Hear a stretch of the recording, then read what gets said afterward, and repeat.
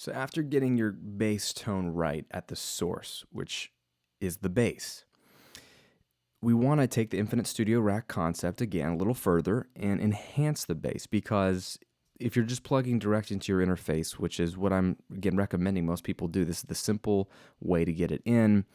Most of us don't have bass amps, especially not the bass amps that we're used to hearing on stage or even in the studio. When we think about like real big records where bass sounds huge. Now, every genre is different, so please bear that in mind. But the concept is what I want you to get is plugging your bass directly into a DI or into your instrument in is only but so helpful. It's lacking in life. It's a little lifeless. It's lacking in character. It's a little characterless. So even a good tone from the bass, that's a great starting point. Let's enhance that with some plugins as if this were our amp. That's the way I'm thinking about it. I'm not thinking about mixing. I'm thinking about enhancing the source going in as if I were plugging into an amp. And a bass amp is usually one way to get a killer bass tone because of the EQ capabilities and because of the overdrive distortion capabilities. Believe it or not, this is why we like so many bass tones that we like. So let's do this in the virtual world with our Infinite Studio Rack. Here is the raw bass recording I just did.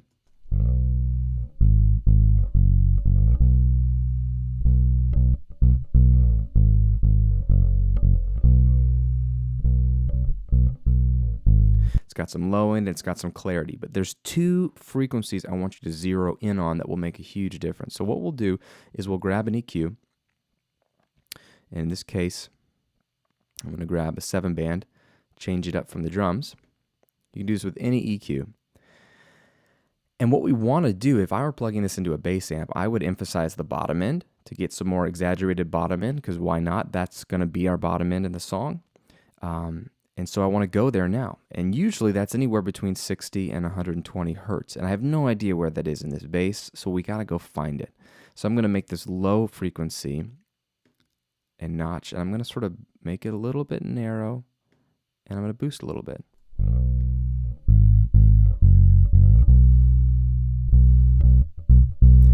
And what I'm going to do is sweep back and forth from about 50 up to 110, 120, and see where I feel like the roundness, the weight of this bass guitar comes in.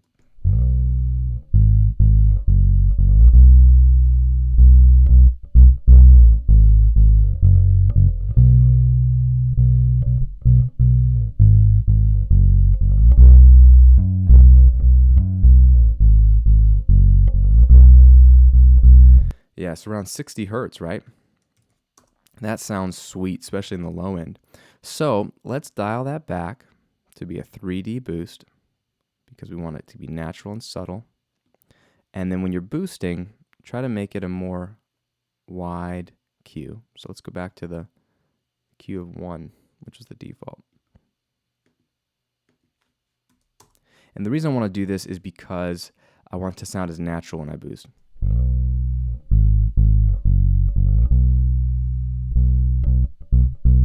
All right, it's subtle, but it's going to enhance the bottom end a little bit. The other frequency you want to zero in on is not just the lows. When we think about bass, we think about only the bottom end.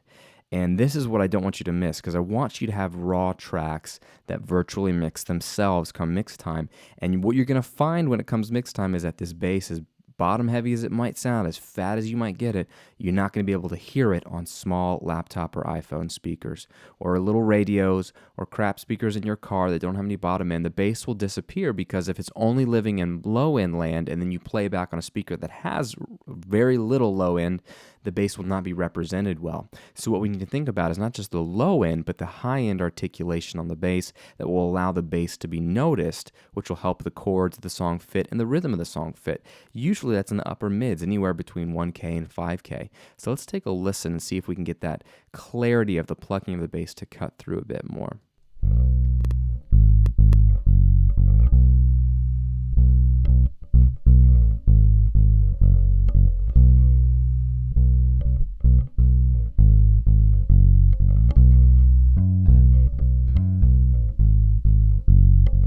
You hear that? 4.7 sounds really nice. Let's dial that back to 3 dB boost. Very, very nice articulation on the top end, okay? Now, at this point, we have boosted two boosts, and what I like to do is usually compensate for that with a cut. Now you could obviously turn the output down, but instead of doing that, I want to also cut out a frequency, a third frequency that is probably not going to be needed, and that's somewhere in the low mids that is muddying up this bass. So let's find that, and if we pull that out a bit, we'll have even more apparent clarity in the two places that we boosted. The boost will become even more sweet if we get rid of some of this nastiness.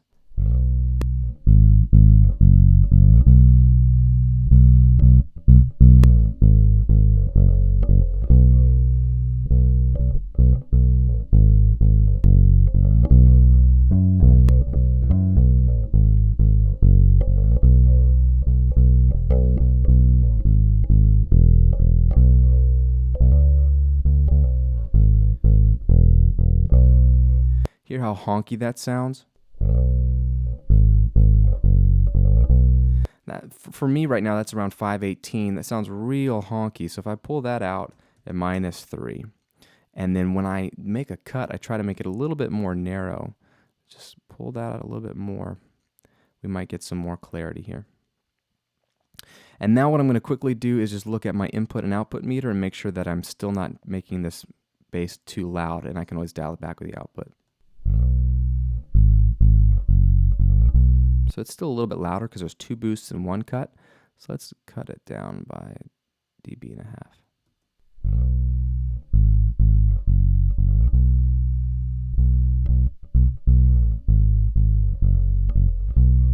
Much better, okay? So now let's take a listen. Let's bypass this and see what we've done with these frequencies.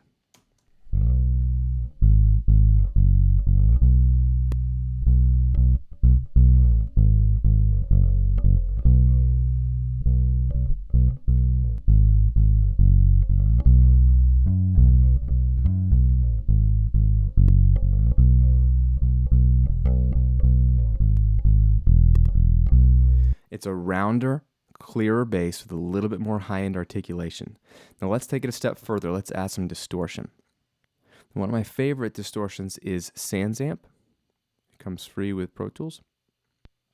And you want to experiment with this because this can drastically change the tone of your bass, and we don't want to do that too crazy. We now have a cleaner bass that has a little more bottom end, a little more top end articulation, a little clearer in the mid-range.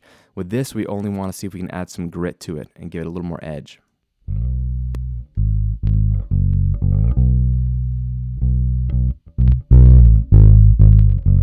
So this buzz knob doesn't sound good, so I'm going to take some of that out.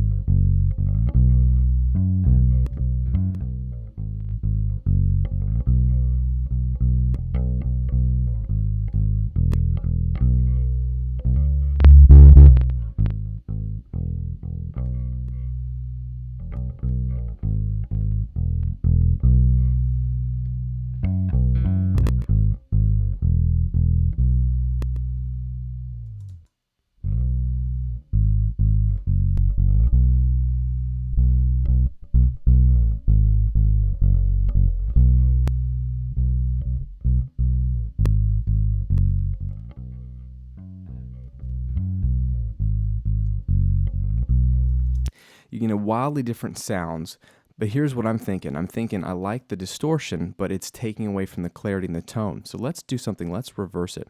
Let's distort it first and then EQ it. So let's bypass our EQ and let's add a preset on the distortion, crunchy bass.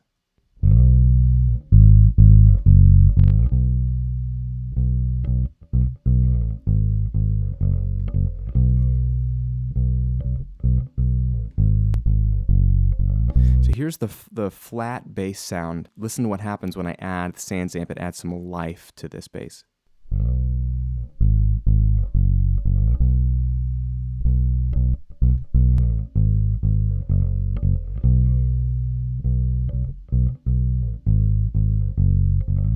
Add some nice life. Now what I want to do is go back and revisit our EQ settings and see if we can make sure that this EQ helps out the now distorted bass.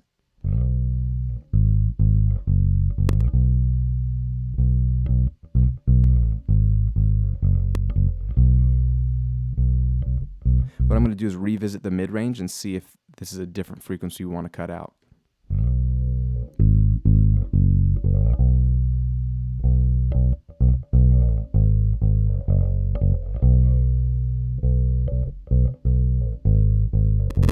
Still around the same spot. I'm going to take it out, only I'm going to take it out a little bit more, around 6 dB.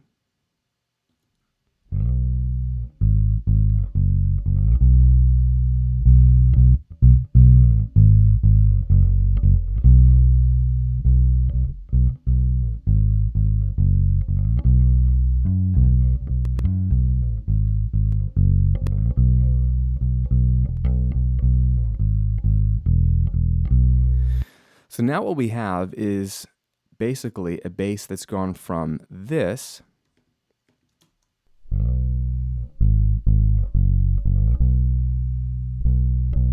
to this.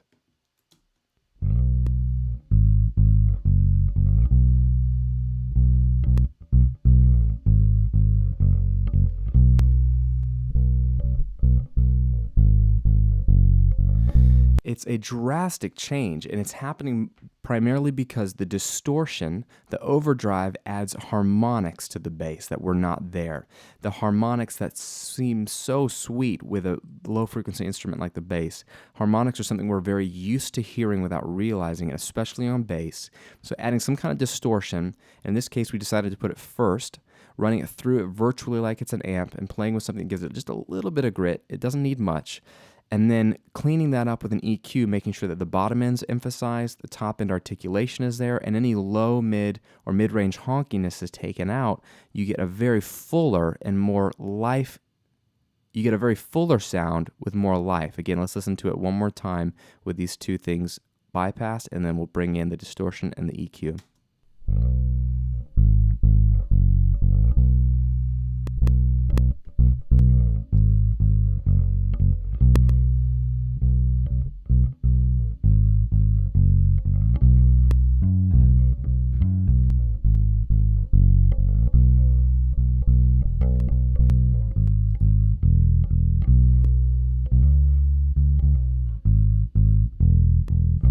And there you have it, how to take your decent sounding bass, hopefully, and really give it some life inside the recording phase. And just like with the drums, once you play through this and you get the tone, you get your performance, and it's all punched in the way you want, print these effects to your bass, remove them from the track, and now you've got a killer bass tone.